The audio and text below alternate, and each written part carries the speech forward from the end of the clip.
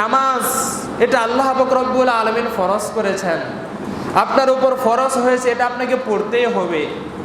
নামাজ ফরজ, এটা যেমন সত্য ঠিক তেমন এটাও সত্য নামাজ হুসাইনে মুসলমানরাও পড়েছে। আবার হযরতে হুসাইনকে কারবালার ময়দানে যারা তীর নিক্ষেপ করে জবাই করে শহীদ করেছে, সেই মালাউন এজিদ বাহিনী তারাও নামাজ পড়েছে। এই জন্য শুধুমাত্র নামাজের আলোচনা করলেই হবে না, শুধুমাত্র রোজার আলোচনা করলেই হবে না, শুধুমাত্র হজের আলোচনা করলেই হবে না।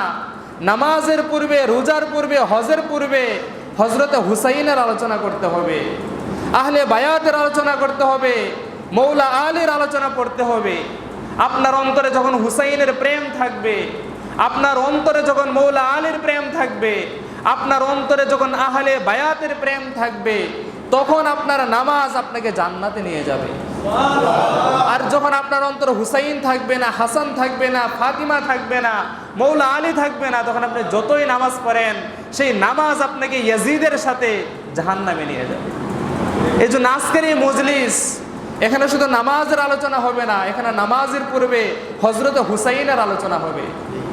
আল্লাহ রাসূল সাল্লাল্লাহু আলাইহি ওয়া আলিহি ওয়াসাল্লাম বলেছেন, হুসাইনুম মিন্নি ওয়া আনা মিন হুসাইন, আহাব্বাল্লাহু মান আহাব্বা হুসাইনা। কে না চায় যে আল্লাহ তাআলা আমাকে ভালোবাসো? আপনি নামাজ কেন পড়েন?